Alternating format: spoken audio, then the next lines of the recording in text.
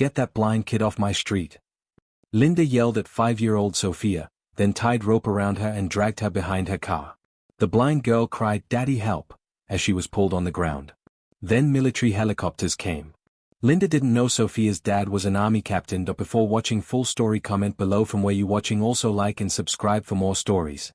Linda Morrison's voice echoed through the quiet morning air as she marched toward 5-year-old Sophia Martinez, who was carefully walking with her white cane along the sidewalk. The little girl had been born completely blind, but she had learned to navigate the world with incredible courage and determination. "I'm sorry, Mrs. Morrison," Sophia said softly, her small voice trembling. "I'm just walking to the mailbox with Daddy." "I don't care what you're doing," Linda screamed, her face red with fury. "Your disgusting condition is ruining our neighborhood's image. Nobody wants to see a blind kid stumbling around like a lost animal." Captain Miguel Martinez, recently returned from his 3rd deployment in Afghanistan, was checking the mail when he heard Linda's cruel words. His blood turned to ice as he watched the HOA president tower over his precious daughter.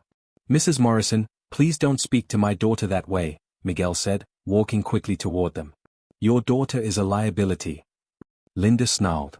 "She could get hurt, someone could trip over her stupid cane, and it makes our whole community look like a charity ward for disabled freaks."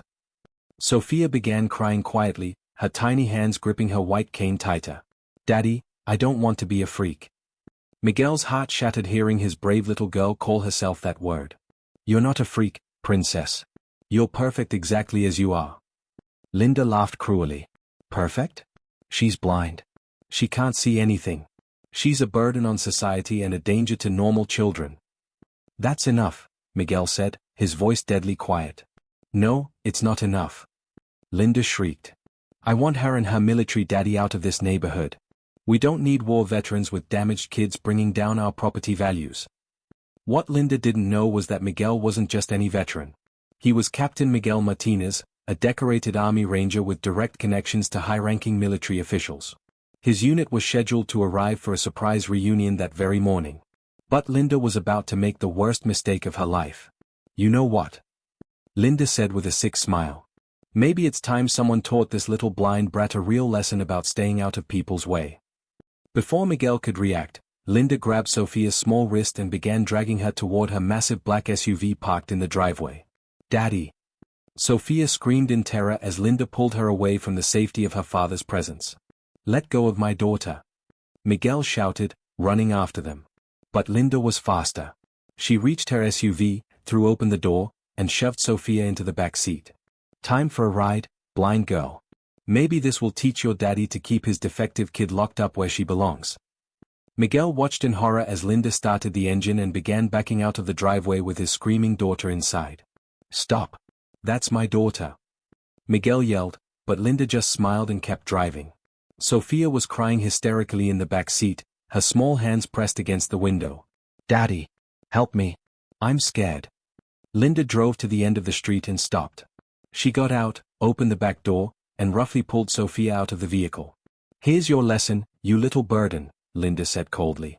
She tied a rope around Sophia's tiny wrist and attached the other end to the back bumper of her SUV. "Please don't hurt me," Sophia whispered, tears streaming down her face. "I can't see what's happening." "That's the point," Linda replied without mercy. "Maybe after this, your daddy will finally move you somewhere more appropriate for disabled freaks." Miguel was running down the street as fast as he could, his military training kicking in. He pulled out his phone and dialed 911 while sprinting toward his daughter. "This is Captain Miguel Martinez. My 5-year-old blind daughter has been kidnapped by Linda Morrison of Maple Ridge HOA. She's threatening to drag her behind an SUV. Send everyone now." Linda got back into her SUV and slowly started driving forward, dragging Sophia behind the vehicle. The little girl stumbled and fell, being pulled along the rough asphalt. "Mommy! Daddy! Help me!" Sophia's screams pierced the morning air as she was dragged across the pavement, her small body scraping against the ground.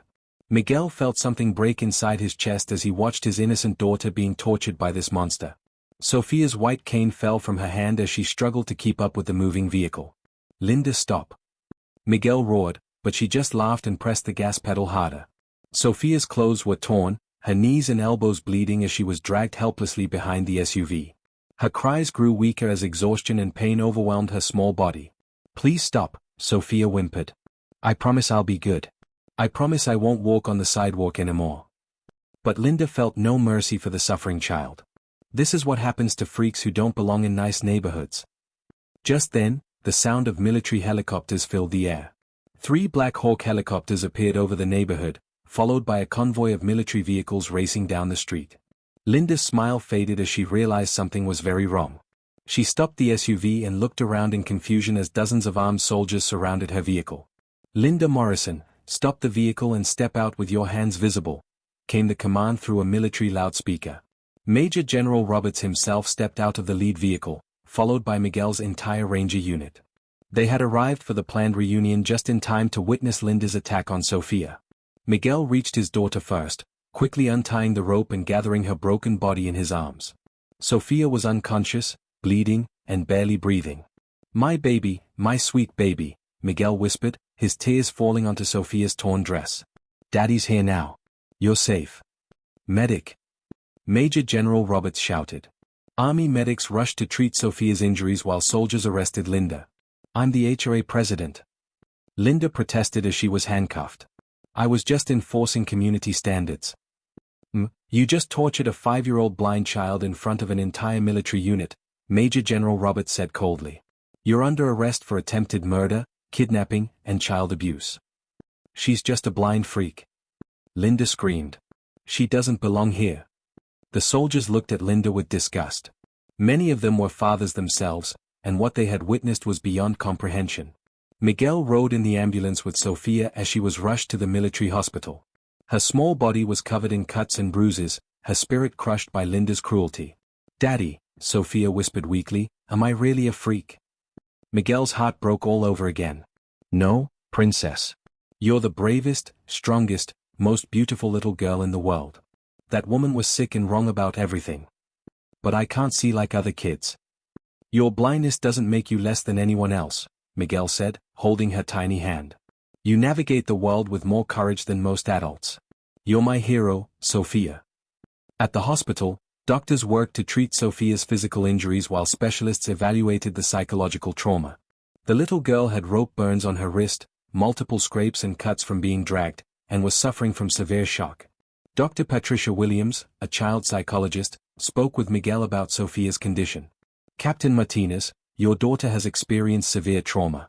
The physical injuries will heal, but the emotional damage may take years to overcome. What can I do? Miguel asked desperately. Love her, support her, and help her understand that what happened wasn't her fault. Children with disabilities often blame themselves when they're targeted by cruel people. Meanwhile, Linda was being interrogated by military police and federal agents. Her attack on Sophia had been recorded by security cameras and witnessed by dozens of soldiers. Mrs. Morrison, you kidnapped and tortured a disabled child, Agent Sarah Thompson said during the interrogation. You dragged a blind 5-year-old behind your vehicle. Explain your actions. I was trying to teach them a lesson, Linda said without remorse. Disabled kids don't belong in nice neighborhoods. They bring down property values and make normal people uncomfortable. So you decided to torture a child. I was protecting the community, Linda replied coldly.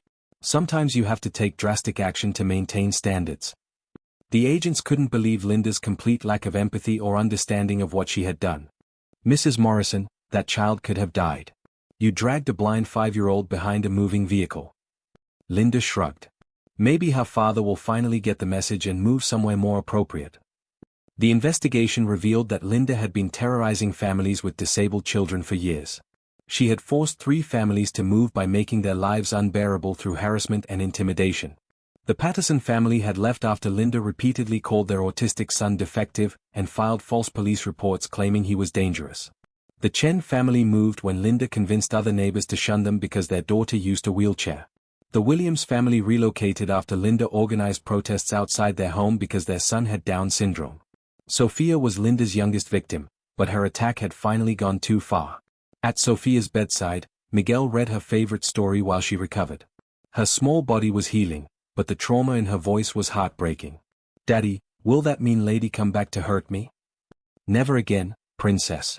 She's in jail, and she can never hurt you or any other child. But what if other people think I'm a freak too? Miguel knelt beside her hospital bed. Sophia, Some people in this world are just mean and scared of anything different. But you know what? You're not different in a bad way. You're special in a wonderful way. But I can't see the sunset or flowers or your face. But you can hear music in ways others can't. You can feel textures and temperatures that others miss. You navigate the world through sound and touch and memory. That's not broken, sweetheart. That's amazing. Sophia smiled for the first time since the attack. Really? Really? And you know what else? You're braver than any soldier I've ever served with. Every day you face challenges that would scare grown men, and you do it with a smile. The next day, news of Linda's attack spread across the nation. HOA president tortures blind child read headlines everywhere. The story shocked the country and sparked outrage about discrimination against disabled children. Linda's trial became a media sensation. Dozens of families testified about her years of harassment and abuse. The evidence against her was overwhelming. But the most powerful testimony came from Miguel himself.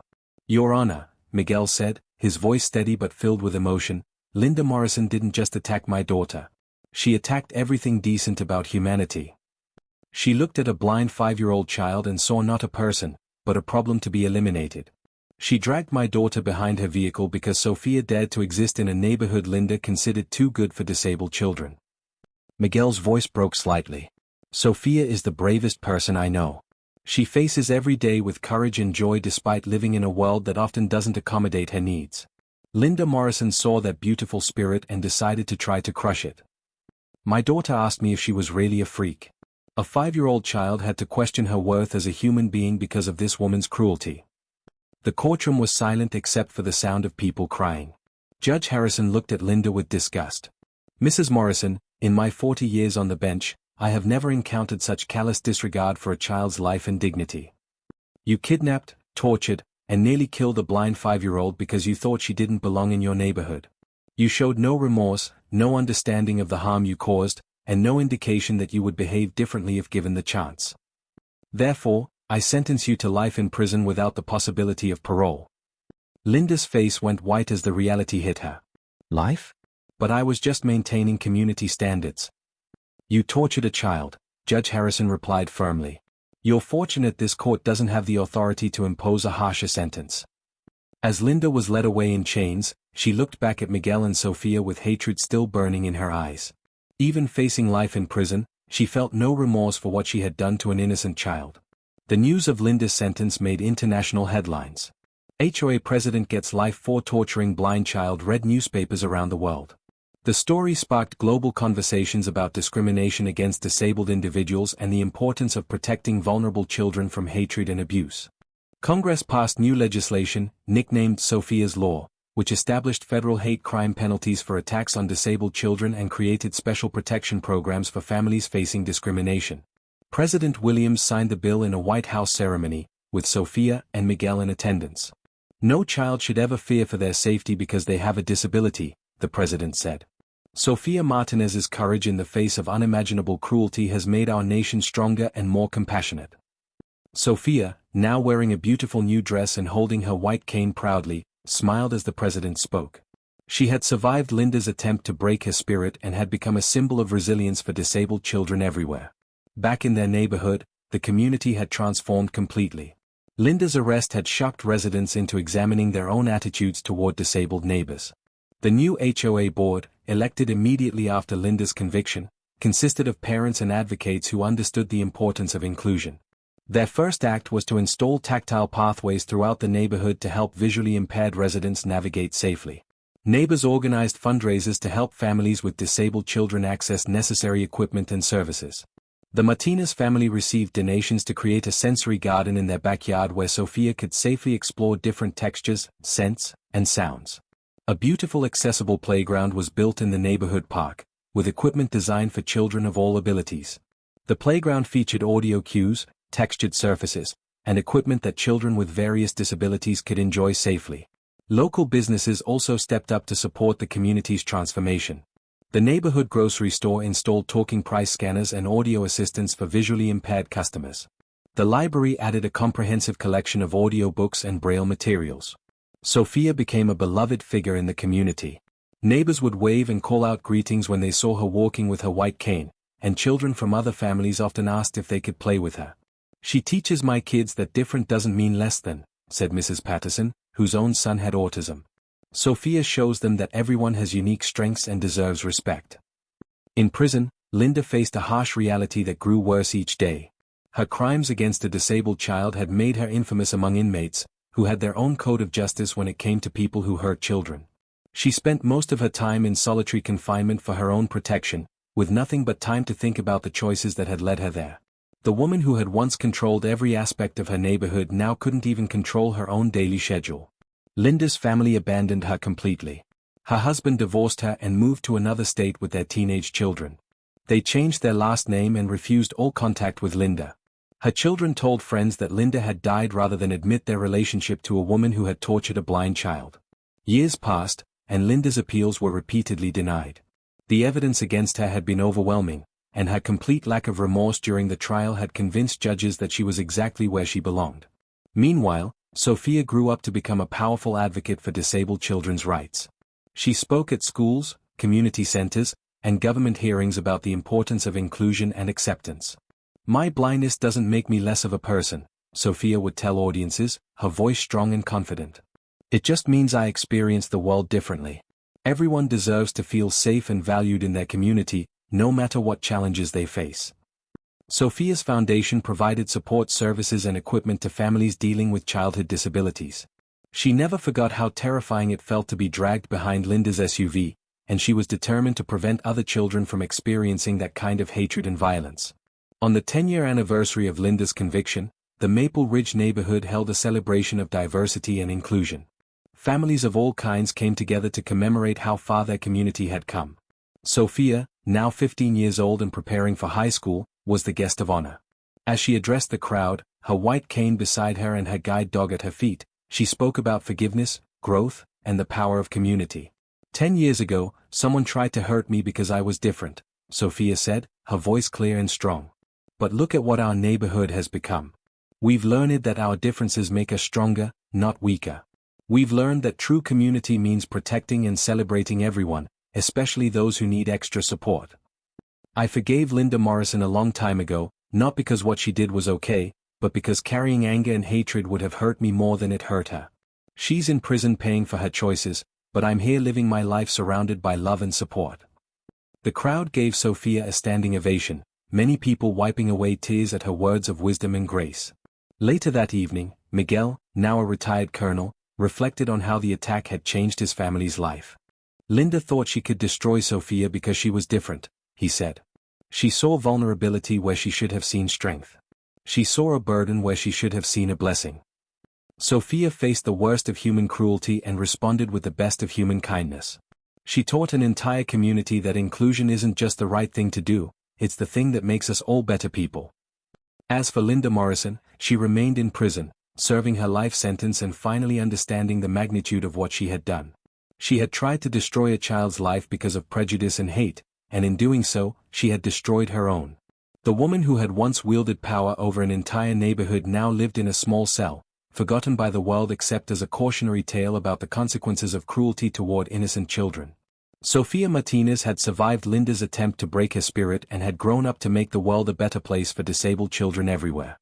Linda had lost everything, her freedom, her family, her reputation, and her future, because she couldn't accept that a blind little girl deserved the same respect and safety as any other child. In the end, love had triumphed over hate, inclusion had conquered prejudice, and a brave little girl had shown the world that true strength comes not from hurting others, but from lifting them up. The story that began with Linda's scream of hatred had ended with Sophia's message of hope. Justice had been served, lessons had been learned, and a community had been transformed. Linda Morrison's name would be remembered only as a symbol of what happens when prejudice and power combine with devastating consequences. But Sophia Martinez's name would be remembered as a symbol of resilience, forgiveness, and the unbreakable human spirit that refuses to be diminished by cruelty. The little girl who had been targeted for being different had grown up to celebrate those differences and protect other children from experiencing the fear and pain she had endured. And in prison, Linda finally understood that the real disability had never been Sophia's blindness. The real disability had been Linda's inability to see the beauty and worth in every human being, regardless of their physical challenges. That lesson had cost her everything, but it was a lesson the world needed to learn. And thanks to brave Sophia Martinez, It was a lesson that would never be forgotten.